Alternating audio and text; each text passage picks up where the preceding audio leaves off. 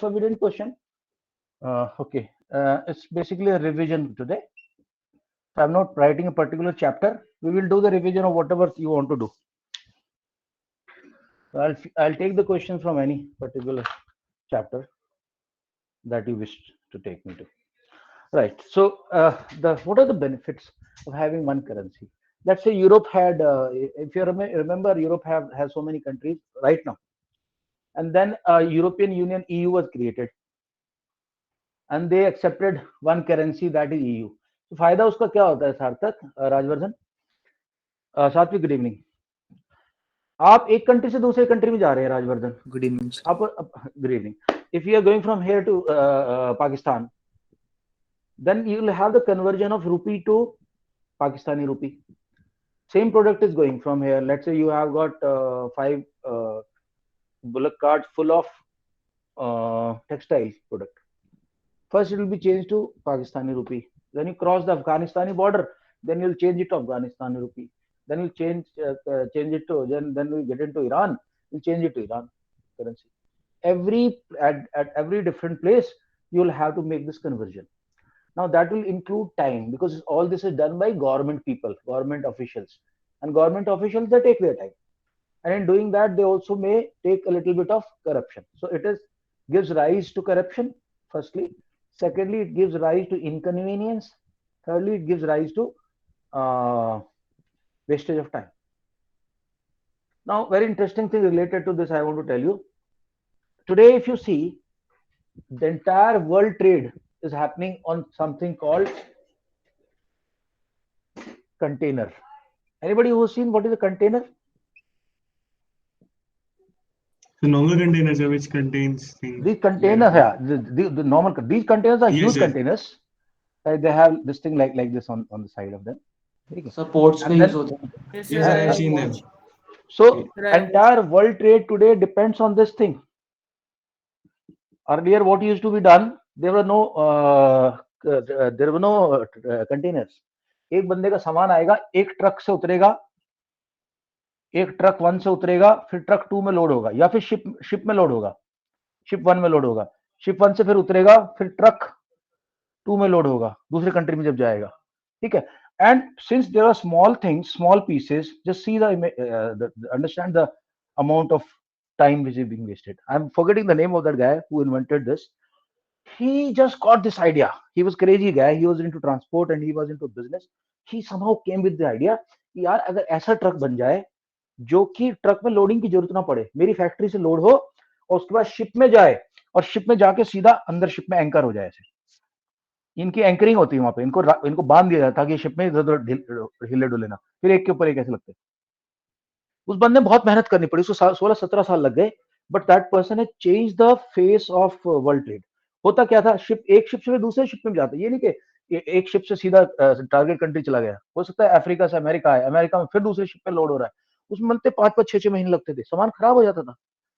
आज तो फिश आती है, सी फूड आता है, सब कुछ आता है फॉरेन कंट्री से. वो कैसे आता है, वो कंटेनर्स होते हैं, वो ऑलरेडी एयर कंडीशनड होते हैं, रेफ्रिजरेटेड होते हैं, उसके अंदर फिश डाली जाती है और फिर जहां जाती है वहीं उतरती है. तो जितना भी हमारे ट्रेड के अंदर डिसरप्शंस कम होंगे, जितना भी आप फार्म टू प्लेट आजकल जो कॉन्सेप्ट चला हुआ है कि जहां प्रोड्यूस हुआ है वहां से लेके सीधा कंज्यूमर पे जाके डायरेक्ट मिले उसको, without any changes in between. So all those restrictions were reduced by Zollverein by bringing many things. Currency is just one of those. Currency वो 32 लेके आ गए, उसमें बार बार कन्वर्जन की जरूरत नहीं पड़ रही. हर स्टेट से निकलने में फिर टैक्स सबका अपना अपना अलग चल रहा है, अपने अपनी करेंसी के हिसाब से सब लोग टैक्स लगा रहे हैं, तो वो सब कुछ कम हो गया. और not only that, weight and measures क्या होता था, एक मेजर का नाम है सपोज 1 मीटर, तो पोलैंड में उसकी वैल्यू अलग थी 1 मीटर की, जर्मनी में अलग थी, रूसिया में अलग थी, ऑस्ट्रिया में अलग थी, फिर उसका कन्वर्जन होता था. तो इन सब चीजों को रोकने के लिए जोल्वेरिन बनाई गई थी. Alright, any other question? Today let's go from question to question. Okay, and meanwhile I will start sharing some, just give me a moment. कल वाला चैप्टर तो I think is under your control now, no problem in that. जो हमने कल discuss किया था first chapter, ठीक है. थोड़े से उसके क्वेश्चन भी एक बार दिखाता चलो, थोड़ा सा देखते चलते. Yes yes yes, okay. सवाल question bank, Arihant question bank, दोनों क्वेश्चन बैंक अपने पास हैं, एक एक करके देखते चलते हैं। I am sharing the notes, just anything which catches your fancy. I have shared this with you. और भी क्वेश्चंस बैंक चाहिए तो मुझे बताना, मैं कर दूंगा। ये मे revolution, okay. So guys, if you remember, concept nation देख लिया, फ्रेंच रिवोल्यूशन और आइडिया ऑफ नेशन देख लिया, नेपोलियन कोड देख लिया। उसके बाद making of nationalism in Europe देख लिया, कैसे कैसे जर्मनी, इटली, कहाँ कहाँ से अलग अलग जगह से आए, मिडिल क्लास आ गई। लिबरल्स का नेशनलिज्म देख लिया, वो सबको वोटिंग का राइट नहीं देना चाहते थे। इनका मेन पॉइंट यही था, बस सब इनके अगेंस्ट सबसे बड़ा मेन पॉइंट यही था। हाँ, ये लोग में केवल चाहते थे। लिबरलिज्म था या कोई और भी आइडियोलॉजी थी? तीन थे ना यार, क्या बात कर रहे हो। न्यू कंजर्वेटिज्म, जो कहता है राजा होने चाहिए लेकिन थोड़े बहुत इकोनॉमिक रिफॉर्म चाहिए, पर राजा और चर्च होना चाहिए। दूसरे वाले थे लिबरल, ये जिसकी मैं बात कर रहा हूँ, जो बोलते थे कि यार सब राजा नहीं होना चाहिए, पार्लियामेंट्री गवर्नमेंट होनी चाहिए, और वोटिंग का राइट सिर्फ जो उन लोगों को होना चाहिए जो पैसे वाले लोग हैं, लैंडेड है, पैसे वाले हैं, टैक्स देते हैं, आम आदमी को नहीं मिलना चाहिए, वर्कर को, फार्मर को। और तीसरा था इनका कि हमें they were in the favour of capitalism, यानी कि पैसा लगाओ, पैसा लगाओ, फैक्ट्री लगाओ, फैक्ट्री से प्रोड्यूस करो, बाहर एक्सपोर्ट करो, पैसा कमाओ, चार लोगों को एम्प्लॉयमेंट दो, पर उन चार लोगों के एम्प्लॉयमेंट में उनको वोटिंग नहीं मिलनी चाहिए, राइट, और ना उनको मिलना चाहिए अच्छे से कोई अच्छी फैसिलिटी। वो इतना ही, उनको इतना ही वेलफेयर करो ताकि तुम्हारा फायदा होता है। फैक्ट्री मार्केट में क्या होता है, फैक्ट्री में उतना ही वेलफेयर दिया जाता है वर्कर को जिससे कि मालिक का फायदा होता है। उससे ज्यादा दोगे तो मालिक की जेब पे पड़ेगा, उससे कम दोगे तो वर्कर गुस्सा होकर कम प्रोडक्शन देगा। इसलिए एक ऑप्टिमम लेवल रखा जाता है। यही हो गया। और फ्री मार्केट चाहिए था। ये ट्रेडर क्या चाहते थे, जॉल्वेरिन किसने बनाई, इन्होंने बनाई। उन्होंने बोला यार हम लोगों को ट्रेड करना है, हम लोगों को अपने रेस्ट्रिक्शन कम से कम करनी चाहिए, तो हमें फ्री ट्रेड पर बिलीव करना चाहिए, चारों तरफ ट्रेड हो जाए। तो नेपोलियन ने वही किया, नेपोलियन ने गिल्ड खत्म कर दी। गिल्ड क्या होता था, पर्टिकुलर शॉपकीपर्स का, पर्टिकुलर ट्रेडर्स का एक ग्रुप होता था जो बाहर वालों को अलाउ नहीं करता था, उसने गिल्ड खत्म कर दी, और फिर जॉल्वेरिन टाइप के association across country free trade बनने लगे। अंडरस्टूड सार्थक? ओके, जॉल्वेरिन हो गया। एक कंजर्वेटिव में बता दिया, 1815 वियना कांग्रेस, ये सब कहानी कल हमने देख लिया सब कुछ।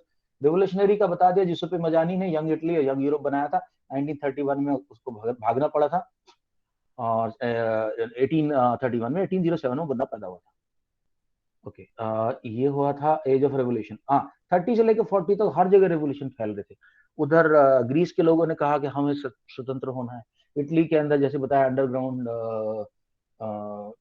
सोसाइटी बननी शुरू हो गई थी, ठीक है। और ओके, एक रोमांटिक इमेजिनेशन की नाम सुन लो, क्या होता है कि जर्मनी से शुरू हुआ था रोमांटिक इमेजिनेशन। जर्मनी में एक लहर सी उठाई, और जर्मेनिया नाम की एक लेडी की फोटो बनी, उसको बोला ये है हमारी जो मदरलैंड की मदर है, ये फादरलैंड की फादर। जर्मनी बाद में फादरलैंड कहलाया, पहले तो मदरलैंड कहते। हिटलर ने बोला था फादरलैंड, वो बात की बात। तो हाँ, एक मिनट रुक जा बस। तो जर्मेनिया बनी, और जर्मनी के अंदर फिर एकदम से अंदर आने लग गया कि हम तो नेशन होना चाहिए। ग्रिम ब्रदर्स ने जाके सारी फोक स्टोरी ढूंढनी शुरू कर दी, हर जगह कलेक्ट करनी शुरू कर दी, लोगों को सुनाने शुरू कर दिया कि देखो हाँ ये है हमारी असली कल्चर, ये देखो स्टोरीज को देखो, इन सॉन्ग्स को देखो, ये सब होना शुरू हो गया।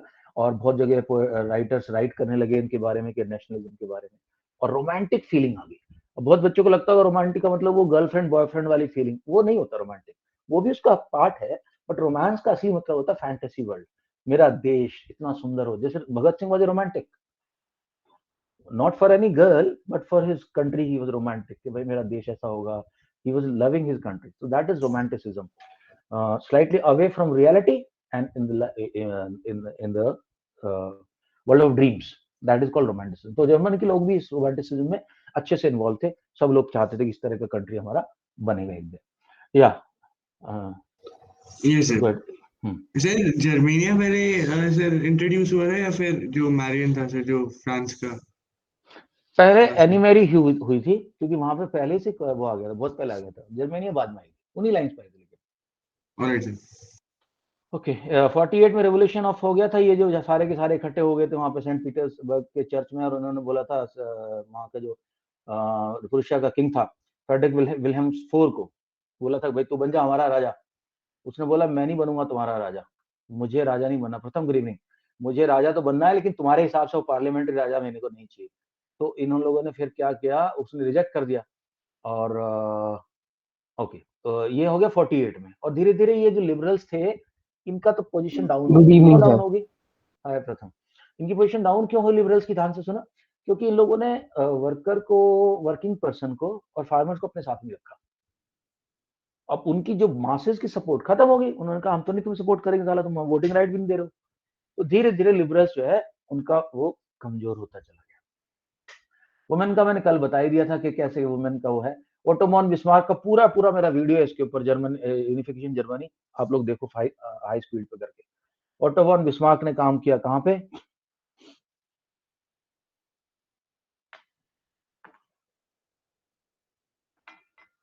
कहाँ पे काम किया? जर्मनी को बनाने में। प्रूशिया का था पीएम, वो प्रूशिया का पीएम था। उसका राजा जो था वो था विलियम वन। विल्हेम अलग है, विल्हेम फोर अलग है, ध्यान रखना। जिसने मना किया था प्रूशिया के राजा ने कि मैं नहीं बनना, वो विल्हेम फोर अलग है। उसके बाद एक राजा आया था विलियम वन, उसका प्राइम मिनिस्टर था ओटो वॉन बिस्मार्क। उसके ऊपर अपना पूरा वीडियो है। केजर विलियम वन, पूरा नाम था केजर विलियम वन। ओके, और ऊपर वाला कौन सा है देखो, ध्यान रखना, दोनों की स्पेलिंग अलग अलग है। एक ये फेडरिक विल्हेम फोर, ये विल्हेम है, नीचे वाला William, Kjær William one. Okay, ये हो गया। जर्मनी को हो गया यूनिफिकेशन। इटली की हमने पूरी बात की थी, कैसे सरडानिया पैडमोंट के एक राजघराने की मदद की थी काउंट केवूर ने, और सबको अपने साथ मिला के, जैसे मजानी को, गारबाल्डी को, सबको मिला मिलू के धीरे धीरे इनका काम भी कंप्लीट हो गया। और 71 में इन लोगों को भी पूरा राज्य मिल गया इटली का। जो एमानुअल टू जो वहां का राजा था, इटली का राजा, उसके राज्य में आ गए सबको। तो एक तरह से इटली एक यूनिफाइड कंट्री बन गया। और उसके अंदर लेकिन अभी भी किंग का ही राज था। हालांकि कैंट का जो कैमिलियो कैमूर था, कैवू काउंट कैवूर था, उस बंदे के अंदर काफी सोच थी, फोरसाइट थी। तो उसने फैक्ट्री फैक्ट्री इकोनॉमी पे काफी काम किया था मरने से पहले। बाद में मर गया। ग्रेट ब्रिटेन का हमने पढ़ लिया था, एक्ट ऑफ यूनियन बात करी थी हमने 1801 के अंदर। फिर उन्होंने आयरलैंड को भी ले लिया और यूके बना दिया। ये सब बातें हो चुकी हैं। नेशनलिज्म, इंपीरियलिज्म मैंने बताया था। इंपीरियलिज्म क्या था यार? इंपीरियलिज्म था जब इन सारे के सारे कंट्रीज ने अपनी कॉलोनी बनानी शुरू कर दी, इंस्टॉलेशन शुरू हो गया। अब इन्हें दो चीज चाहिए थी। इंग्लैंड को रॉ मटेरियल चाहिए था फैक्ट्रियों में लगाने के लिए, और जो प्रोडक्ट बन गया फैक्ट्री से उसमें बेचने के लिए मार्केट चाहिए था। इंडिया जैसी जगह से बढ़िया क्या जगह है? जितना मर्जी मिनरल लूटो, जितना मर्जी नेचुरल रिसोर्सेज को लूट के ले जाओ यहाँ से, अपनी फैक्ट्री में डालो उधर, और वहां से बना के इधर वापस इंडिया वालों को भेज दो। तो हर जगह ऐसी कॉलोनी शुरू हुई। फ्रांस ने बनाई कॉलोनी, पोर्चुगीज ने बनाई कॉलोनी, इंडिया में बनाई और एशिया में बनाई, दैट इज, और अफ्रीका में खूब दबा के बनाई। उसके अलावा साउथ अमेरिका में बनाई, जहाँ पे ब्राजील फ्राजील जो का जो एरिया है वहां खूब बनाई दबा के। तो इसको बोलते हैं imperialism. When a country expands its control over other territories to exploit those territories for material gains and political gains, we call it imperialism। imperial का मतलब क्या होता है? imperial का मतलब होता है royal, shahi, your imperial. Imperial मतलब कोई महान राजा टाइप का, उसी से वर्ड बन गया इंपीरियलिज्म। कि ज्यादातर ये मोनार्की थी, और मोनार्की के राजा ने, रानियों ने अपना अपना फैला लिया दरबार। एक वर्ड आता है बाल्कन्स। बाल्कन्स एक एरिया है जो कि हंगरी के ऊपर है। छोटा सा दिखा दूं मेरे ख्याल से तो तुम्हें समझ में आएगा। वहां तुर्कमेनिस्तान, तुर्कमेनिस्तान, बहुत सारे कंट्रीज थे। तो ये कंट्रीज का क्या दिक्कत क्या हुई जब ये सब कुछ हो रहा था, यूरोप कंसोलिडेट हो रहा था, जर्मनी नया कंट्री बन गया, और जर्मनी नया कंट्री बन गया, इटली पूरा कंट्री बन गया। तो वहां के लोगों के अंदर भी आई उछल के, ये साला हमें भी तो बनना चाहिए, हमारा भी तो कंट्री बनना चाहिए, इस टाइप से।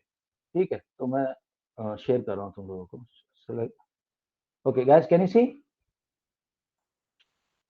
Okay, I just show you the Balkan. ये दिख रहा है मैप? दिख रहा है? Yes, sir.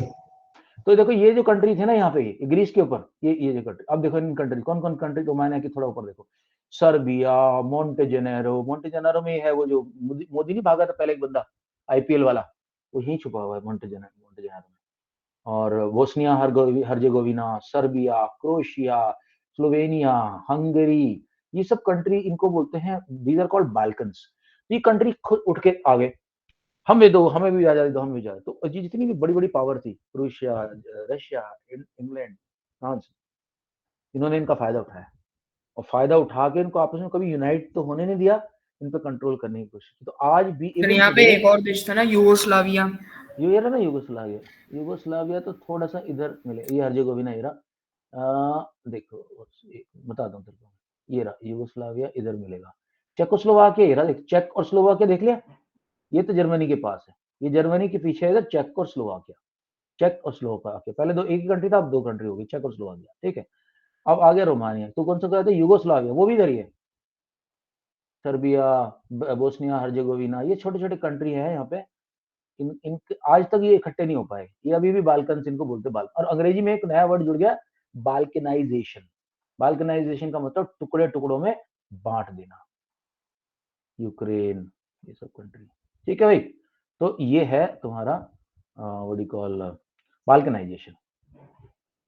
या सो कहाँ गया बाल्कनाइजेशन, ये रहा nationalism Europe, each Australian power wanted to extend their control over Balkans, and this led to finally फिर आपस में लड़ाई हुई इनकी, और फाइनली इनका वर्ल्ड वॉर 1 में जाके खत्म हो गया। जी सर।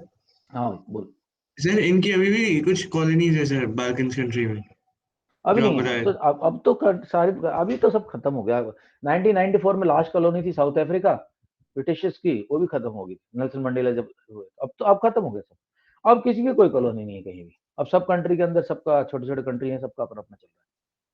ऑलराइट वो सर। अलग बात है कि उनके अंदर सालों में लड़ाई झगड़ा होता रहता है। कल तुम लोग न्यूज सुनी होगी, पता नहीं इंडिया में तो वो न्यूज कवर नहीं होती, क्यों नहीं होती। कल सूडान एक कंट्री है, वहां पे कू हो गया, मिलिट्री कू, वहां की मिलिट्री ने वहां के प्रेसिडेंट को अरेस्ट कर लिया, बोला कि अब हमारा राज है यहाँ पे। सूडान एक कंट्री है साउथ वो अफ्रीका। पाकिस्तान में भी 4 बार हुआ था। हाँ पाकिस्तान में 3-4 बार हो चुका है, लेकिन वहां सूडान में कल हुआ। तुम लोगों ने खबर सुनी भी नहीं होगी, मुझे पक्का यकीन है, नहीं पता होगा तुम्हें, ये कल की खबर है। यस ठीक है, सर। अच्छा भैया, ओके। तो ये ऑब्जेक्टिव टाइप क्वेश्चंस हैं इसके, मैं इसको अभी टच नहीं कर रहा हूँ। मैं अभी आ रहा हूँ तुम लोगों से पूछने के लिए कि और बताओ कौन से चैप्टर में थोड़ा बातचीत करना चाहोगे तुम लोग। एक मिनट, हाँ मेरे को एक पक्का यकीन, इस 2-3 क्वेश्चन में जरूर दिखाना चाहता हूँ तुम्हें, जो पिक्चर वाले क्वेश्चन, ये कल आएंगे पक्का, गारंटी दे रहा हूँ। कम से कम 2 से 3 क्वेश्चन पिक्चर वाले आएंगे, देख लेते पिक्चर वाले। और वो सॉरी यू वाले पिक्चर जरूर आएगी, ऐसा मुझे लग रहा है, फीलिंग मेरी है। पहली बात ये देखो, सब वो पेंटिंग जो सुनाई थी हाँ मोनेटी पेंटिंग की वाले, लिखी थी। पेंटिंग वाले, what this picture signified during 1824 in France. अभी मुझे क्लियर नहीं नजर आ रही पिक्चर, ये क्या हो रहा है क्या, एक मिनट, मेरे पास तो ये बुक भी है, देखता हूँ। सर ये ऑप्शन बी है, क्या है ऑप्शन, मतलब आंसर क्या आएगा? The massacre at Chios. Massacre at अंतरिक्ष, मेरे को बुक देना है वाली, Chios, massacre at Chios, okay 1824 में फ्रांस में, ओके मैसेकर एट चियोस। ये वो वाला तो नहीं, जो जो जो जो फार्मर्स थे उनको वो परेशान करते थे वो लोग, जो कॉन्ट्रैक्टर थे, और सर उनसे वो पीजेंट अपराइजिंग सर। टेक्सटाइल, हाँ टेक्सटाइल सर करवाते पीजेंट थे। अपराइजिंग। ये सर पीजेंट अपराइजिंग सर, वो यार वो सिल्सिन क्वेश्चन विलेज बैंक, में हुआ था सर। क्वेश्चन बैंक, हाँ text question bank they.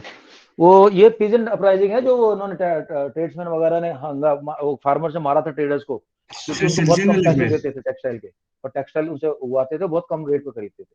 I think it is that, फिर भी मैं चेक कर लेता हूँ एक बार। ओके ऑलराइट, एक और पिक्चर देखते हैं, मैं देख लेता हूँ इसका answer. Yes, question number 34, answer is, question number 34 answer is a, peasant uprising. Okay alright, next अगली पिक्चर किसकी आ सकती है, देखो भाई, ये वाला, which of the sir following इसका बेस्ट भी सिग्निफाइज प्रेजेंट अपराइजिंग ही है सर। ये 35 ये है, ये इसके अंदर भी कुछ तो कुछ हो रहा है, ये वो एक मिनट, हाँ पहली बात इसका 35B क्लब ऑफ थिंकर्स, हाँ नहीं क्लब ऑफ थिंकर लग तो नहीं रहा है। क्लब ऑफ थिंकर ध्यान है, वहां पे एक पिक्चर थी जिसके अंदर 4-5 लोग बैठे हुए सोचना, ओनली थिंग सर अलाउड उनके हियर इज, मुंह बंधे हुए थे वो वाला। जिनके मुंह बंधे हुए थे, हाँ, पर ये पिक्चर तो साला कुछ और अलग ही लग रही है। आंसर इसमें कुछ और दे रखा हूँ, नहीं यार ये वो ये थिंकर वाला नहीं है, ये क्लब कुछ और है, दिस इज नॉट थिंकर वाला, ये है अपराइजिंग। आई थिंक ये तो पेजेंट अपराइजिंग है। हॉल ऑफ वर्साइज नहीं है, फ्रैंकफर्ट पार्लियामेंट भी नहीं है, यहाँ तो कुछ जल रहा है, और जलने का एक ही ऑप्शन मुझे नजर आ रहा है, जलने वाला एक ही ऑप्शन नजर आ रहा है मेरे को यहाँ, पेजेंट अपराइजिंग। देखो I think something is on fire here, you can see, so this is peasant all uprising. ये सर उसने वो हाउस में हॉल ऑफ फायर वर्साइज तो कर सबको कर पता दिया है, था। हॉल ऑफ वर्साइज तो वो महल का हिस्सा था ना, फ्रैंकफर्ट पार्लियामेंट भी सबको पता है, वो चर्च सेंट पीटरबर्ग के चर्च के अंदर, सेंट पीटर के चर्च के अंदर थे लोग। अच्छा, ये रहा जर्मेनिया, ये रही जर्मेनिया। तो जर्मेनिया का देखते क्या क्या कह रहा है कि ये कहते हैं विच एस्पेक्ट पर हीरोइज्म एंड जस्टिस मानते हैं, रिवेंज एंड वेंजेंस तो नहीं दिखा रहा है इसमें। ऑस्टेरिटी एसेप्टिज्म क्या होता है? देखो, ऑस्टेरिटी और एसेप्टिज्म का मतलब होता है कम से कम पैसा खर्च करना, बिल्कुल सिंपल लिविंग रहना, बिल्कुल हल्के कपड़े पहनना, मिट्टी के बर्तनों में खाना, that is asceticism and austerity. Folk in cultural tourism की भी कोई बात नहीं हो रही। अब बात हो रही है एक हाथ में सोर्ड ऑफ जस्टिस है, ठीक है, और दूसरी हाथ में ये कहां से नजर आ रहा है? हीरोइज्म। हीरोइज्म तो शायद से उसकी ओवरऑल पिक्चर, ये जो पीछे वो बना हुआ है फ्रांस का, फ्रांस कह रहा हूँ, जर्मनी का वो बना हुआ है, फ्लैग बना हुआ है। तो option A is the right answer. और देखें थोड़े से, okay, alright, unless you guys want me to go to some other chapter, tell me. Sir I was having one chapter sir. हाँ बोलो। सर वो सेक्टर्स वाला चैप्टर था sir economics में सर। हाँ दिखा देता हूँ, क्या ये sir chapter number sectors of बताओ। द इंडियन इकोनॉमी, हाँ, चैप्टर उसमें कोई नंबर 2 क्वेश्चन हो तो, इकोनॉमिक्स। ओके, इको में ना, एक मिनट। सेक्टर तो तीन सेक्टर होते हैं, पहला प्राइमरी, दूसरा वाला सेकेंडरी, टर्शरी एंड कोऑर्डिनरी, QUADNEREY। कोऑर्डिनरी में रिसर्च आता है, रिसर्च एंड डेवलपमेंट। ये इकोनॉमी में है ना, chapter 2। Yes sir chapter 2। Okay, chapter 2 sectors of economy, okay, देख लिया। अब इसमें यार सेक्टर बता, तो खास क्वेश्चन होता है तो मैं करा चुका हूँ। प्राइमरी सेक्टर होता है जिसमें आप जमीन से डायरेक्टली नेचर से ले रहे हो, तो इसमें क्या क्या था? फार्मिंग आ जाती है, डेयरी, फिशरी फुशरी सब आएगा। सेकेंडली माइनिंग आ जाती है, जब हम माइन से सामान निकालते हैं। तीसरा, जब हम नदी के किनारे से लोग कॉन्ट्रैक्टर सैंड उठा के बेचते हैं, वो भी प्राइमरी सेक्टर में आता है, जहां जहां गवर्नमेंट की परमिशन है। फॉरेस्ट से आप जाके लेके आ रहे हो, मेडिसिनल प्लांट लेके आ रहे हो, हनी बी का हनी लेके आ रहे हो, ये सब प्राइमरी है। उसी को फैक्ट्री में डाल के, उसी टमाटर को, टमाटो प्यूरी बना दो, टमाटो जूस बना दो, सेकेंडरी हो गया। टर्शियरी क्या है? इंश्योरेंस, बैंक, ट्रांसपोर्ट, ठीक है भाई। सर ये सर्विस सेक्टर। नहीं, सर्विस सेक्टर, मैन्युफैक्चरिंग सेक्टर अलग चीज। हाँ, इसको तुम कह सकते हो सर्विस सेक्टर, ये बात सही है। टर्शियरी सेक्टर को ब्रॉडली सर्विस सेक्टर हम कह सकते हैं, नो डाउट्स इन दैट, ठीक है। But you have also have to understand कि they are providing services to primary sector both. वही जो तुमने बताया, सर्विस सेक्टर के अंदर क्या क्या आ जाए, वही बैंकिंग, कुरियर कंपनीज, और तुम्हारी कंसल्टेंसी कंपनी शायद से फोर्थ में आएंगी या थर्ड में आएंगी, तो वो भी डिपेंड करता है। क्योंकि कंसल्टेंसी कंपनी क्या करती हैं, जैसे ये सारी कंपनीज हैं, अर्नेस्ट यंग हुआ, PwC हुआ, और ये सब, KPMG, ये कंपनीज को एडवाइस करती है और कैसे तुम अपनी प्रोडक्टिव बढ़ा सकते हो। तो ये आनी चाहिए कोऑर्डिनरी में। टर्शरी में तो ट्रांसपोर्ट, फाइनेंस, ये सब आएगा। और भाई तेरे को क्या चाहिए? ये सेक्टर इसमें कुछ खास है नहीं, मेरे को समझ नहीं आया तुम क्या पूछना चाह रहे हो उसमें। तो ये तो सारा मरा हुआ चैप्टर है। Yes sir. People different sector, NREGA पढ़ लेना, नरेगा अच्छा है। एक्चुअली पहले इसका नाम मनरेगा था, अब इसका नाम नरेगा कर दिया। Mahatma Gandhi national rural employment guarantee scheme है, 2005 में आई और 2006 से शुरू हो गई। उसके अंदर हुआ क्या, जब देखा देश के अंदर बहुत गरीबी है, तो एक एक्ट पास किया गया कि हमारा देश की सरकार हर आदमी को, चाहे उसके पास अगर जॉब नहीं है, तो 100 डेज का जॉब देगी, गांव के अंदर जॉब मिलेगा। तो किसी ने पूछा गांव के अंदर वो करेगा क्या? सरकार ने बोला कि हम सड़कें बनवाएंगे गांव में। और मैंने तो यहाँ तक देखा, जब मैं अपनी आर्मी सर्विस में, एक्टिव सर्विस में रहा हूँ, और जाना पड़ता था एक जगह से दूसरी जगह, गांव वगैरह से निकलते थे हम लोग, तो मुझे तो आइडिया रहता था ये सब क्या चल रहा है। तो मैं देखता था वो झाड़ू लगा रहे, वो खाली लेके, वो एक पत्थर है, उनको ऐसे ऐसे सेट कर रहे हैं, पूरा दिन उनमें निकाल देते हो। प्रोडक्टिविटी बहुत कम थी, गवर्नमेंट की तरफ से भी ज्यादा वो नहीं था। गवर्नमेंट का काम था बस पैसे ले लो किस तरह से। अब काम कुछ दिख जाता था, कुछ साफ क्लीनिंग क्लीनिंग करके। बट अभी कुछ, जब से मोदी की गवर्नमेंट आई है, ऐसा देखने में आया है कि काम भी उनसे लिया जा रहा है। उनको जॉब तो दे ही रहे हैं, लेकिन उनसे काम भी लिया जा रहा है। नई सड़कें, नई नालियां खुदवाई जा रही हैं, ये सब काम चल रहा है। तो मनरेगा का जरूर देख लेना भाई। ऑर्गेनाइज सेक्टर सबको पता है, जो जहाँ टैक्स होता है, बिलिंग होती है, सब कुछ होता है, वो है ऑर्गेनाइज। मॉल है ऑर्गेनाइज सेक्टर, शोरूम है ऑर्गेनाइज सेक्टर। रामपुर मार्केट क्या है? अनऑर्गेनाइज सेक्टर है। वहां पे अपना रेडी वाले ने दुकान लगा रखी है, अपना बेच रहा हो। दिवाली आ गई, वो कुल्हड़ बेच रहा है और वो दिए बेच रहा है और मूर्ति बेच रहा है गणेश जी की, वो सब अनऑर्गेनाइज सेक्टर, जिसका कोई लिखा पढ़त नहीं है कि कितनी सेल हुई, कितनी टैक्स दिया, कुछ, वो है अनऑर्गेनाइज। तुम्हारे घर में दूध देने वाला सुबह सुबह आता, दूध देके जाता, अनऑर्गेनाइज है। लेकिन वही दूध अगर जब तुम अमूल से खरीदते हो, ऑर्गेनाइज में माना जाता है। क्यों? वहां पे सेल काउंट हो रही है, हर एक उसका हिसाब रखा जा रहा Sir, है, I वह have a doubt. टैक्स मिलेगा। Go ahead please. Sir, I have somewhere heard that there is still there's a still an industry or sector, sir, which is growing in trillions. So let's say there are many more organizations which sell illegal substances all over the world. So can we consider them as organized sector or unorganized sector? See anything which is criminal, and criminal at this level. Rajasthan के गांवों में भी अभी भी भांग बेची जाती है और अफीम बेची जाती है, पंजाब में बेची जाती है। You can not call it organised, right?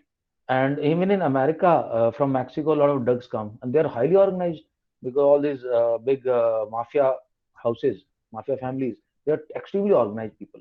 They have count of every paisa that is going. They have accountants, everything. But since it is criminal, we don't consider it part of our business. So अगर exam में आपने इसका लिख दिया example, तो आपको marks नहीं मिलेंगे.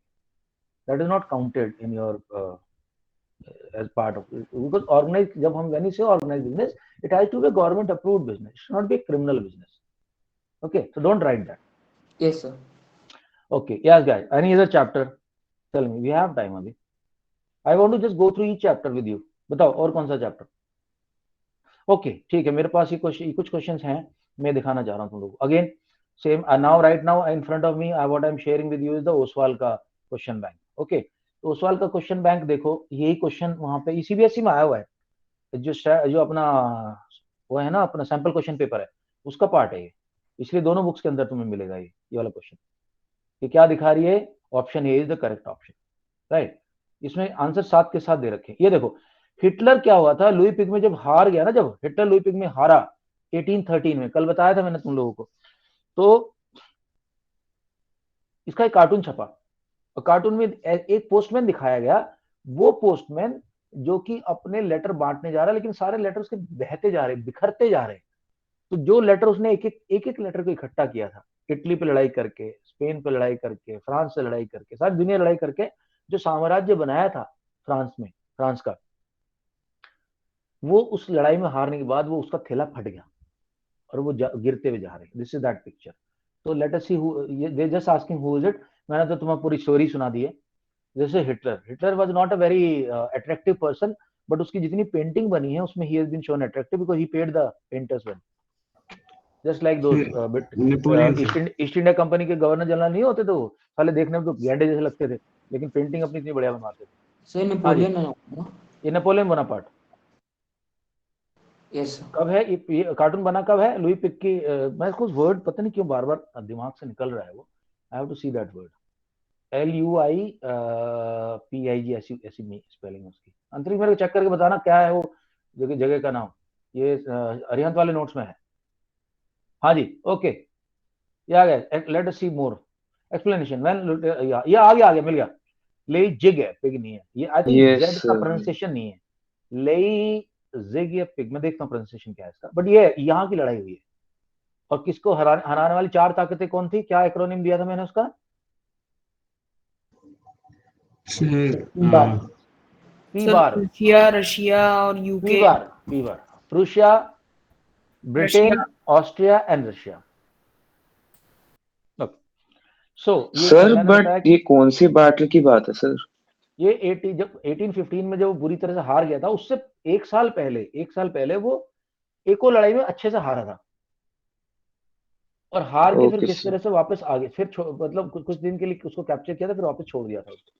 तो ये बंदा वापस आ रहा है, और ये जो लेटर गिर रहे हैं ना, वो टेरिटरीज के नाम है जो इसने लूज किया है।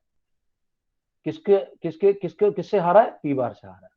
ये लिखा हुआ है, Napoleon lost the battle of Leipzig in 1813 he dropped out the letters from his bag that was written the names of the territories he lost. ये एक्चुअली में नहीं है, ये कार्टून है। ये बेवकूफ ने बुक वालों ने उल्टा पुल्टा छाप रखा है। कोई नेपोलियन बोनापार्ट के लेटर बांटता फिरेगा, ये कार्टून छपा हुआ है। Okay, then we come to, मैं पिक्चर पे जा रहा था। हाँ, ये आ गया, ये Otto von Bismarck. Otto von Bismarck से लोग इतना डरते थे, पार्लियामेंट के लोग इतना डरते थे, इतनी तगड़ी इसकी कमांड थी पार्लियामेंट पे और राजा पे, अपने फ्रेडरिक विलियम वन के ऊपर, कि बहुत तगड़ी कमांड थी इसकी। तो ये फोटो किसकी है देखो, Otto von Bismarck in the German Reichstag वहां की पार्लियामेंट बोलते। वाइस Emmanuel no, Kaiser William two no, Napoleon Bonaparte no. ये गंजा है कौन? ओ फॉर अरे ऑटोमन। Otto von Bismarck. हाँ, ऑटो वन बिस्मार्क। देखो, in the given image Bismarck is having hunter in hand, has subordinate were afraid of Bismarck when he became the autocrat during assembly. Actually ये parliament से related cartoon छपा था कि जब वो गुस्सा आता था उसको तो पार्लियामेंट के लोग डर के मारे नीचे छुप जाते थे। चलो भैया, ये हो गया और आगे देखते हैं। आज पिक्चर हॉल पे थोड़ा ध्यान देना चाह रहा हूँ। असर्शन रीजन थोड़ा रहने देते, टाइम लग जाएगा, तुम लोग कर लेना। ये देखो, जिसपे मुझे Garibaldi was Italian general politician national who played a large role in the history of India. ये पॉइंट बिल्कुल करेक्ट है, राइट। अच्छा, ध्यान रखना, मजीनी जब गया था भाग के इटली से, तो वो कहा स्विट्जरलैंड वगैरह में घूमता रहा, फ्रांस में। गारिबाल्डी पता है कहाँ गया था? गारिबाल्डी गया था साउथ अमेरिका में, वहां पे वॉर वगैरह चलते थे, लड़ाई वड़ाई चलती थी, तो वहां से लड़ाई सीखी थी, गुरिल्ला वॉरफेयर सीख के आया था वहां से, और उसी को इसने यूज किया बैटल ऑफ रेड शर्ट्स में, जो टू सिसिली के ऊपर अटैक किया था। किसकी हेल्प से? काउंट कैवूर की हेल्प से। I hope you guys are able to connect it all this. Yes, sir. Okay. Next is he was the architect in the process of national building.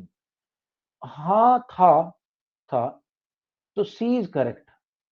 A is true but R is false. Okay, एक minute, let me see. यहाँ ये तो दिक्कत है। Bismarck was the architect in process of, ये देखो explanation भी गलत है। अबे भाई, बिस्मार्क तो जर्मनी का था, बिस्मार्क का क्या लेना देना इटली से? अब देखो, बुक के अंदर भी मिस्टेक्स मिलती है। बिस्मार्क को तो अभी अभी में पढ़ना है हमने, वो तो प्रूशिया का था, उसने तो जर्मनी को यूनिफाई किया था। यस सर, जर्मनी को इधर तो यूनिफिकेशन। काउंट कैवूर था, इधर तो काउंट कैवूर था। अब यही कहा, अब देख, इसका मेरे पास इलाज नहीं है यार, कोई टीचर भी ऐसी क्वेश्चन बनाएंगे और उन अपने हिसाब से आंसर डाल देंगे। आई ओनली होप कि somebody will check that those answers. मेरे ख्याल से इसका आंसर है A, both is correct. And actually explanation तो नहीं है। अब दिक्कत ये भी ना कि एक दूसरे को एक्सप्लेनेशन होना चाहिए। दोनों के दोनों स्टेटमेंट करेक्ट हैं और ठीक है, मेरे ख्याल से I think A is the right answer, क्योंकि उसने हेल्प की ना टू सिसिली को कैप्चर करने में, हेल्प की, अटैक किया। जो स्पेन बोरबोन किंग, जो स्पेनिश किंग थे, उनके राज्य को कैप्चर किया, फिर काउर के साथ मिलकर उसको पार्ट बनाया इटली का। I think A is the right answer, but ठीक है, we'll have to go ahead with this. Large part of Balkans was under the control of Ottoman Empire. That is true. Spread of the idea of romanticism in the Balkans together with the degeneration of Ottoman Empire have made it region very exposed. हाँ, ये बात सही है। अभी मैंने तुम्हें बताया, Balkan वाले कह रहे हैं हम भी बनेंगे, हमें भी नेशन चाहिए, लेकिन जिसने उनको कैप्चर करा था ओटोमन को, वो हार गया, धीरे धीरे टूटता गया, और इसकी वजह से वहां पे सिचुएशन एक्सप्लोसिव हो गई। French revolution was an influential event, बिल्कुल करेक्ट है। Mark the age of revolution bill, ये बात बिल्कुल एब्सोल्युटली करेक्ट है। The French revolution transferred the sovereignty from people to the monarch, ये गलत है, उल्टा किया था, मोनार्क टू डिस्ट्रिक्ट। तो option A is only one correct, तो C assertion is only correct, so option C is the right answer. Serfdom and bonded labor were abolished both in the Habsburg dominion and in Russia. Habsburg तो Austria के अंदर था ना, गलत। अच्छा, यहाँ option A correct they दिया। Monarchs and were beginning to realize the cycles of relation repression could only be ended by granting cessation. I don't know this. I would say I am not aware of this. Okay. Scottish Highlands कौन थे? Britishers ने attack किया, जहां scotch whisky बनती है, कल मैंने बताया था, जहां के मेल स्कर्ट पहनते और पाइप बैंड बजाते हैं, 100 पाइपर दारू। Scottish highland suffered terrible repression whenever they attempted to assert their independence, correct. Okay, नहीं सर, वो उसका आयरलैंड का नहीं हुआ था, वो आयरलैंड ने उसमें, आयरलैंड तो एक अलग, आयरलैंड ही अलग है, स्कॉटलैंड तो उसी आयरलैंड का पार्ट है जहां इंग्लैंड है। नहीं सर, इंग्लैंड जो एक्ट ऑफ यूनियन में 17 स्कॉटलैंड बुक में था, सब लिखा नहीं है कि 1707 में, हाँ 1707 में स्कॉटलैंड को तो कैप्चर किया था, अपने साथ मिलाया था, but they Yes, are part sir, of one yes. Island only, they are part of one island only. Yes, sir. Scotland north में है जहाँ पे हिल्स है, हाई राइज है, हाईलैंड है। ओके, तो वो उसका पार्ट 1707 में एक्ट किया था वो। अच्छा, ये लोग कैथोलिक थे। ब्रिटेन इंग्लैंड के लोग प्रोटेस्टेंट थे। एक्चुअली ब्रिटेन बना ही कैसे? ब्रिटेन उन यूरोपियंस ने बनाया जो कि कैथोलिक चर्च को फॉलो नहीं करते थे, उन लोग शिफ्ट करके एक अलग आइलैंड पे आ गए थे।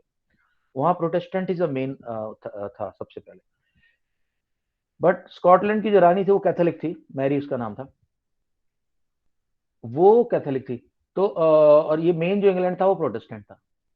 तो प्रोटेस्टेंट इंग्लैंड ये चाहता था कि सबको हालों को प्रोटेस्टेंट बनाओ, ये सब कैथोलिक जो घूम रहे हैं। तो मैं यही बताया था मैंने एक बार, कैथोलिक और प्रोटेस्टेंट का डिफरेंस क्या है। कैथोलिक जो है वो पुराने रूढ़िवादी विचारधारा वाले लोग हैं। प्रीस्ट जो कहेगा वो सही है, प्रीस्ट जो है कोई गलती नहीं कर सकता। जिस तरह से बाइबल का एक्सप्लेनेशन प्रीस्ट ने बताया, कैथोलिक बोलते वो सही है। प्रोटेस्टेंट प्रोटेस्ट करते हैं, कहते नहीं, सिर्फ एक बाइबल अकेली किताब है और गॉड एक अकेला है। ये प्रीस्ट बीच में कहां से आ रहे हैं? ये प्रीस्ट सबसे ज्यादा करप्शन को फैला रहे हैं, इनके खिलाफ प्रोटेस्ट करो। तो वो प्रोटेस्टेंट है। तो इंग्लैंड प्रोटेस्टेंट था, स्कॉटलैंड कैथोलिक था। सर एक ऑर्थोडॉक्स भी होता है ना? ऑर्थोडॉक्स कैथोलिक एक ही है, ऑर्थोडॉक्स कैथोलिक चर्च बोलते हैं उसको, रोमन ऑर्थोडॉक्स कैथोलिक चर्च पूरा नाम उसका ये। अच्छा, अब देखते हैं, ऑप्शन भी मैंने पढ़ा नहीं अब तक। Catholic revolts against British dominance were suppressed. Catholic revolts against British dominance were suppressed. तो स्टेटमेंट तो दोनों करेक्ट है। अब ये रीजन तो नहीं बन पाया। Scotland suffered because of long run process, Ireland got support from English to suppress the. ये एक्सप्लेनेशन गलत दे रखी है, जिसने भी एक्सप्लेनेशन लिखी ना राइटर ने, गलत है। आयरलैंड का उसको लेना एक ना देना दो। स्कॉटलैंड तो 1707 में बन गया था। आयरलैंड का जो यूनिफिकेशन वो 100 साल के बाद हुआ, 100 एक्सप्लेनेशन गलत है, इतना समझ लो। Both the statements are correct, but reason is not the right justification. But you should have it in clear in your mind कि इंग्लैंड साउथ की तरफ है, स्कॉटलैंड नॉर्थ की तरफ है, राइट। वेस्ट की तरफ वेल्श है। तो मैंने कल क्या बताया था, इंग्लैंड, वेल्श और ऊपर स्कॉटलैंड। स्कॉटलैंड नॉर्थ में था, कैथोलिक था, इंग्लैंड वाले प्रोटेस्टेंट थे। इंग्लैंड में ज्यादा पावरफुल थे क्योंकि पैसा ज्यादा था, इकोनॉमी थी, नेवी थी, सब कुछ था। तो वो स्कॉटलैंड वालों को दबा के रखते थे। श्री सर, हम्म। सर इसमें सर मेन रीजन तो सर सेपरेशन का यही था ना कि सर वो कैथोलिक्स थे सर, जो स्कॉटिश लोग थे। दोनों ही थे वो, यस इजी थे, बट वो England wanted to take over Scotland and convert them into Protestant. Alright sir. ठीक है, चलो ओके, इसको पढ़ लेना, कोई डाउट पड़ता है मेरे से पूछ लेना। आगे मैं सोच रहा हूँ एक दो चैप्टर और यार, और कोई चैप्टर तुम्हें ज्योग्राफी का आपको दिक्कत आ रही है? सर ज्योग्राफी के एग्रीकल्चर। चैप्टर, ज्योग्राफी चैप्टर 1 का तो पूरा वीडियो इतना बढ़िया बनाया मैंने यार, इतना आसान था वो चैप्टर। और चैप्टर 2 तो बिल्कुल ही कितनी डिटेल में हम लोगों ने डिस्कस किया था, काफी टाइम लगाया था। पहले चैप्टर 1 देख लेता हूँ। चैप्टर 1 देखो, नहीं नहीं ये तो मैंने ज्योग्राफी क्या पहला रिसोर्स एंड डेवलपमेंट है क्या? ओहो, ये नहीं किया शायद से हमने। मुझे 9th वालों को याद आ रहा था। एक minute hold hold. Okay guys, sorry, मैं 9th वाला याद कर रहा था। ओके, तो रिसोर्स कैसे कैसे होते हैं अपने रिसोर्सेज देख लो। सबसे पहले होते हैं बायोटिक और अबायोटिक। यार जो जो लिविंग थिंग है they are part of biotic. Plant हैं, ऑर्गेनिजम्स हैं, ये सब, फिशेज हैं, ये सब। फॉरेस्ट है, फॉरेस्ट भी बायोटिक। अबायोटिक में होते हैं इसमें लाइफ नहीं होती। रॉक हुई, मिनरल्स हुए, वाटर, एयर, इनके अंदर लाइफ नहीं है। ओके, नाउ नॉन रिसाइकलेबल लिखा है, मैं नो रिन्यूएबल। रिन्यूएबल है इसके अंदर वाटर, वाटर साइकिल से water, lakes, rivers, renewable. Non renewable coal, petrol. Usage के बेस पे है डेवलप्ड। डेवलप्ड में कौन सा है? Hydro electricity, thermal electricity, nuclear energy. Potential के अंदर आ गया एक्सपेक्टेड, बट टेक्नोलॉजी की वजह से अभी भी यूज नहीं कर पा रहे। Stock available but technology not available to use. Okay, इसमें कहीं डाउट था कुछ किसी को? Renewable, non renewable, recyclable, cyclable, individual, common, national, international basis develop. Potential, developed. Potential है कि मिल तो गए हैं लेकिन यूटिलाइज नहीं हुए अब तक। सोलर और विंड इन गुजरात। ओके, यहाँ इसमें थोड़ा कंफ्यूजन रहता है। स्टॉक मटेरियल वो है कि पोटेंशियल तो है बट अभी भी टेक्नोलॉजी नहीं है। तो फर्क क्या हुआ पोटेंशियल और स्टॉक के बीच में? देखो, पोटेंशियल कह रहा है कि अब तक यूज करना शुरू नहीं किया बट नॉट बीन यूटिलाइज्ड, जैसे कि विंड एनर्जी और सोलर एनर्जी राजस्थान गुजरात के अंदर टेक्नोलॉजी अवेलेबल है बट इंडिया अभी तक यूज नहीं कर पाया। स्टॉक में क्या है? टेक्नोलॉजी ही अवेलेबल नहीं है। ठीक, मैं दूसरे वाले नोट से भी देखूंगा इसको भी।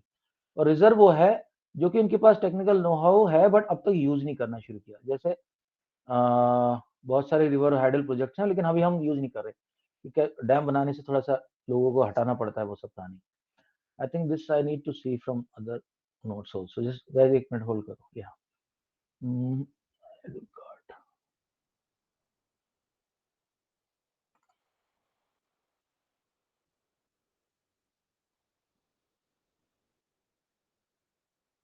ये तो सीधे क्वेश्चन ही दे दिए इसने।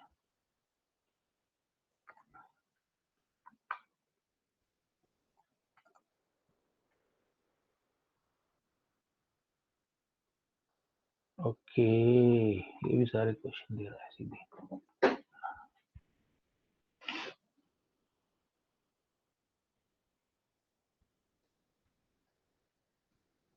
भांगर खादर समझा दूं क्या? हाँ भाई, भांगर और खादर Yes, sir. Yes, chapter sir. 1 में है ये और बहुत कंफ्यूज करने वाली चीज है ये रहा क्वेश्चन। ये रेगुर तो रेड होती है, arable land and follow land, arable land left without cultivation. Follow को मतलब आपने छोड़ दिया, ये अभी 1 साल रहने दो, इस पर कोई खेती नहीं करेंगे। ठीक है।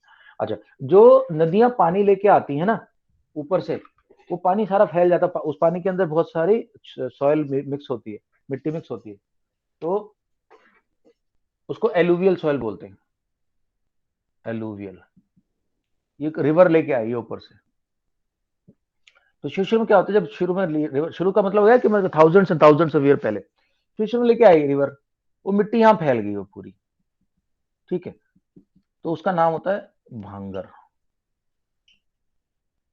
अच्छा, अब ये फैल गई पूरी यहाँ पे, अब यहाँ पे नदी के बहने के लिए जगह नहीं बची क्योंकि मिट्टी भर गई पूरी, तो नदी क्या अपना रास्ता चेंज कर लेती है। तो खादर वर्ड कैसे यूज करें? जैसे खड्डा होता है ना, खड्डा, खड्डा यानी कि जहां रिवर बह रही जिस खड्डे में, उसके पास वाली मिट्टी को खादर बोलते हैं और उससे दूर वाली मिट्टी को भांगर बोलते हैं। रिवर ही लेके आई थी पहले भी, लेकिन अब रिवर ने अपना कोर्स चेंज कर लिया। थाउजेंड्स ऑफ ईयर्स में होता है। ध्यान रखना, खादर जो होती है वो न्यू ओलिवियल है, एलुवियल है, न्यू एलुवियल, और भांगर है ओल्ड एलुवियल। ये हर साल चेंज होती रहती, नहीं फ्रेश आती रहती। ये अब यहाँ तो नदी बहती नहीं अभी, ये तो जो आ गई जो आ गई। ओके, हाँ भाई, और बताओ। तो अब तुम लोग पूछो ना नोट्स, जो भी है अपना डाउट्स।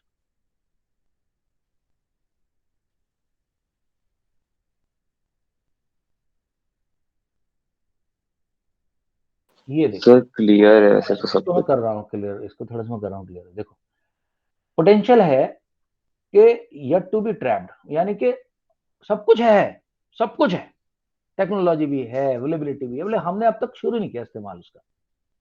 देन कम्स डेवलप, तो सबको पता ही है कि इस्तेमाल आया है, टेक्नोलॉजी भी है, अवेलेबल है, आप खूब खूब इस्तेमाल कर रहे हैं। Hydel hydel energy in Himachal खूब यूज हो रही है अच्छे से, hydel electricity. Then come stock. Stock तो है कि पोटेंशियल है लेकिन अप्रोप्रिएट टेक्नोलॉजी नहीं है, इसको बोलेंगे हम स्टॉक। हाइड्रोजन की कारें बनाने की कोशिश हो रही है लेकिन बन नहीं पाई अब तक, तो ये हो गया स्टॉक। अच्छा, रिजर्व क्या है? हम यूज कर सकते हैं एग्जिस्टिंग टेक्नोलॉजी की हेल्प से बट नहीं यूज कर रहे, उसको हमने रिजर्व बचा के रखा हुआ है। River water can be use today but we are not using it completely. उसका रीजंस है, जहां डैम बनाते हैं वहां पे एनवायरमेंटल डिग्रेडेशन हो जाता है, वहाँ के जो फॉरेस्ट है वो पानी के अंदर सबमर्ज हो जाता है, वहाँ जो लोग रह रहे हैं गाँव में, वैलीज में, उनको हटाना पड़ता है, तो हम हटा उसको यूज नहीं कर रहे, तो that will come in reserve. या हाँ भैया बताओ भैया, एनी डाउट्स? कोई भी डाउट किस तरह का? अचिंत्य ने तो कुछ पूछा ही नहीं आज बिल्कुल भी। अचिंत्य, Yes, sir. भाई ऑल वेल और all in the well? Sir, all well, sir. कुछ तूने डाउट कुछ पूछ ही नहीं रहा तू। No, sir. वो मैं सुन रहा था सर, वो रिवीजन डाउट इतने नहीं है सर, बस मैं रिवाइज ही हो रहा चैप्टर मन इको में चैप्टर 1 और 2 आ रहे हैं, था। Yes, sir. 3 नहीं आ रहा। चलो तो ठीक है, कुछ होगा तो अगर सर आया मैंने तो मेरे को आपको प्री बोर्ड्स ठीक की है। डेट शीट भेज दी है हाँ कब है पहला एग्जाम? सर, 8th को मैथ्स का। ठीक है, इस बार तेरे बहाने सबका फायदा हो जाएगा, सबका रिवीजन हो जाएगा। बाकी लोगों के तो प्री बोर्ड मुझे लगता नहीं है तब तक, अब हो गए सबके, हो ही रहे। सर मेरे 8th से 13th तक चलेंगे, मतलब गैप नहीं है बीच में। गैप नहीं, लगातार करेंगे। ठीक है, कुछ भी अगर ऐसा है जो नहीं हुआ करवा दो। कल मैं सोच रहा हूँ अपन एक दिन और दे देता हूँ उसको, एरिया रिलेटेड टू स्क्वायर्स को, सर्कल्स को, उसके बाद फिर वो नया चैप्टर का रिवीजन या नया चैप्टर करेंगे। यस ठीक सर। है, सात्विक बता देना क्या करना है। Yes 8 sir. में तो टाइम तो है, बट हमने फिर भी हम कर लेंगे क्योंकि हमारा हमारा सिलेबस तो ठीक चल रहा है अभी। अब हमें रिवीजन करना है, यही क्वेश्चन से, इन्हीं क्वेश्चंस को ले लेके, एक दो कोई चैप्टर बचा हो तो करवा दूंगा, लेकिन इन्हीं को रिवीजन कराना। और मेरा फोकस अब एसएसटी पे बहुत होने वाला है, क्योंकि मैंने देखा, मैंने मैथ में बहुत करा दिया, साइंस खूब कराया है, एसएसटी में खासकर जो ये इको और ज्योग्राफी और ये सब चीजें है ना, इसको देखेंगे। क्योंकि देखो हर एक मार्क काउंट है, चाहे वो मार्क हमारा फिजिक्स से आए, मैथ से आए या फिर एसएसटी से आए, हमारे लिए बराबर है नंबर सब। तो हर चीज पे बिल्कुल फोकस करके रखेंगे। थोड़ा सा लग रहा है इंग्लिश हिंदी पे भी ध्यान देना पड़ेगा, ऐसा लग रहा है तुम लोग पोजिशन खराब हो सकती है इंग्लिश हिंदी की वजह से। तो ओवरऑल लेके चलेंगे, ओवरऑल एक अच्छा रिजल्ट ताकि हमारा आए। Guys any doubt before I conclude the class? सार्थक,